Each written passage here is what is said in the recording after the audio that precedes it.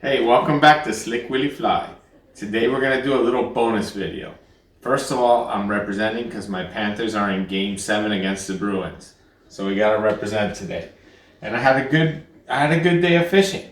So I brought home a couple of nice trout and I decided, even though everyone here probably knows how to fillet a fish, we're going to go in on how I fillet a fish and how I treat what I bring home to serve to my family.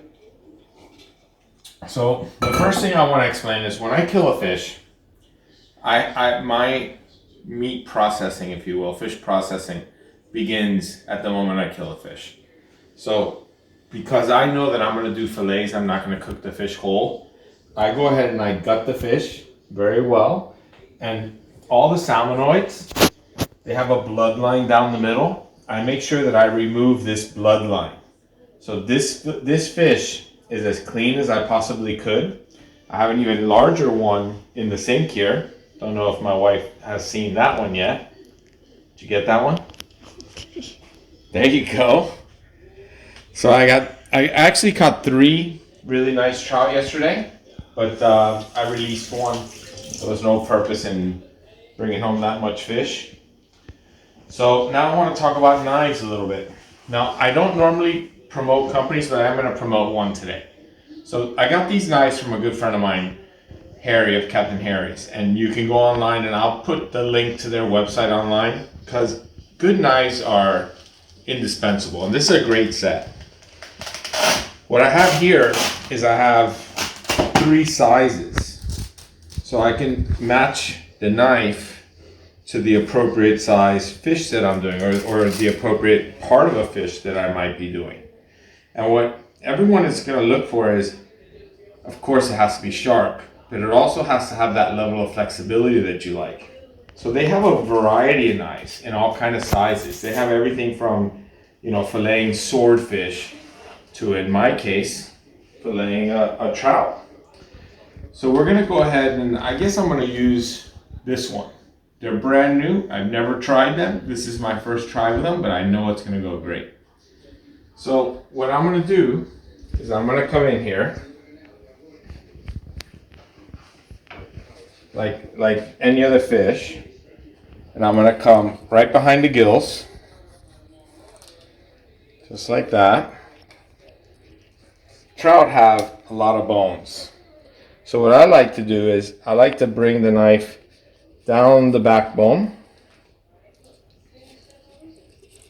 So I miss these fins all the way down. This is kind of I don't know how many people do this here, but this is definitely how we fillet in Florida, a little saltwater trick. And you hear all those bones? So you just want to go down that bone line. Then I'm a little bit unique that I like to create a little handle for myself, so I'll come through right over that bone, and then I'll bring it all the way forward. So now that's free. Now I'm going to do the reverse. I'm going to come right to where I left off, and I'm going to take it all the way back. This fish is a little bit bigger than I'm used to in the trout world. I probably should have gone for the bigger knife. This fish measured 6 pounds. Nice, beautiful trout. So I'm going to just follow that line all the way back, and I'm going to leave the skin on, just like that. So this fillet is ready for me to start processing. And then I'll take the fish, flip them over, and do the same thing on the other side. I'm going to cut the video for now. We'll come back and I'll show you the next step. So I'll be back in a minute. All right, so welcome back. So we've done all the fillets now, and I'm on the processing of my last fillet. These are ready. They're trimmed and deboned, and these are ready to be vacuum sealed. Over here, I have a pile of what I call spill. A lot of people think that I probably trimmed too much, but I want when I serve, even if it's to my family, I want it to be restaurant quality. I want it to look beautiful. So anything that's not perfect, I trim away. That's just how I do it. So what I do, the very first thing I do is I remove the rib cage. So I come in just under that rib bone and I just take it straight down and take away just under the bone and take away the rib cage. Just like that. Now I have a cutting board underneath the newspaper, but I really like to use the newspaper because the newspaper also takes away some of the slime that comes with these fish. These are very fatty fish. So I take everything that isn't 100% perfect away. Now I'm going to go ahead and turn the fish because I want to show you that on the opposite side you have this fat line. So I'm going to take that line away. So all I do is very simple. I start it and I hold it and I just trim it all away.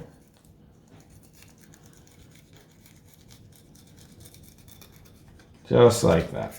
Beautiful. So now everybody knows that they have this pin bone down the center. You can feel them with your fingers. I know you can't see them. But I have this little special tool. This tool came from an electrical supply house. This tool is completely flat and it's spring loaded. It's perfect for grabbing bones. I highly recommend you find one. So what I do is I feel with my finger and I feel for the bone, and then I take the bone and I go in the same direction of the meat so I don't rip the meat. If I can grab that first one. And I take it just like that and I put it on my pile of bones. As you can see, I have been filleting.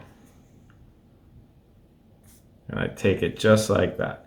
I go in the same direction as the meat. And it doesn't take long, it just takes a minute. Once you get going here, you get in the rhythm, they come right out. And you see every single time I pull in the same direction as the meat. I never pull against the meat, so I don't damage the meat. It looks perfect. Missed one. Gotta go back here. You can easily feel them. I know it's hard to say, but see, I can easily feel it with my fingers that there's a bone there. So you just, take your time, work down this fish. It takes about 2 or 3 minutes. If you grab the bones, it takes 2 or 3 minutes. And again, I have used no water. Water is not good for the fillet. I just keep cleaning my tools, cleaning everything. And this will be beautiful and perfect to get vacuum sealed. Because that's the final step that I'm going to take. So I'm going to vacuum seal these. And I'll probably share these. These might go to my father-in-law, might go to friends. But we do share a good amount of fish. My father-in-law is about 82 years old, so he's not feeling strong enough to go out and catch fish on his own, but he enjoys fish, so I enjoy catching fish for him.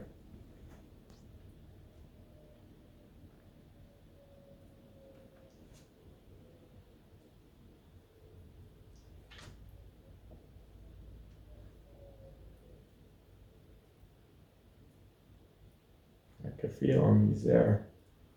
He's in there. It's like I missed a couple when I filleted here. Those were in the back. But again, you see anything that shouldn't be there, I trim away. I just feel with my fingers, making sure that this fillet is going to be beautiful. And I never, ever, ever go against the meat.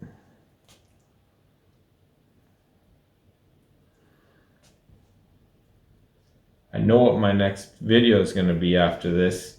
My next video is going to be a booby fly. Up until now, all of my flies have been flies that really do work in both Scandinavia and in Florida. Not the case with a booby fly.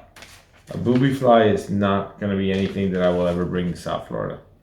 But man, is that thing something special in Scandinavia. A booby is interesting. It's one of those kind of flies that a lot of people, some people get offended by it because it works so good. But it's a great deep water fly, and you know, I'm not here to promote some kind of ethics. You know, I think that I enjoy fishing. I don't think that I go fishing enough that I want to make my life more difficult. On the days that I have time to go fishing, I want to actually catch fish. I enjoy catching fish. I want to feel that bite. I want to feel that, you know, run and pulling drag. So if you want to fish boobies, or if you want to fish streamers like I do, I say go for it. If you want to be a dry fly guy and really just, you know, be a dry fly guy, pure dry flies, go for it. Whatever floats your boat. I don't really care. Whatever makes you happy. I think everyone should just do whatever makes them happy and have fun. So I hope you enjoyed this. I hope you learned something. I hope that you really, if you're going to kill anything, I hope you take the time to really take care of it properly, because that's how we can best respect the nature and best respect what we do. So see you on the next video. Don't forget to like and subscribe. And the next video is going to be boobies. Sometimes we just want to play with boobies. Okay, so welcome back for one last little view. I wanted you to see, this is what my final product looks like. And I think these look beautiful. I think that this looks like something you would buy at a grocery store. So I think that it's important that we respect what we kill and that we treat it this way. Plus you'll just enjoy better meals. I also wanted to thank Captain Harry's one last time for these great knives.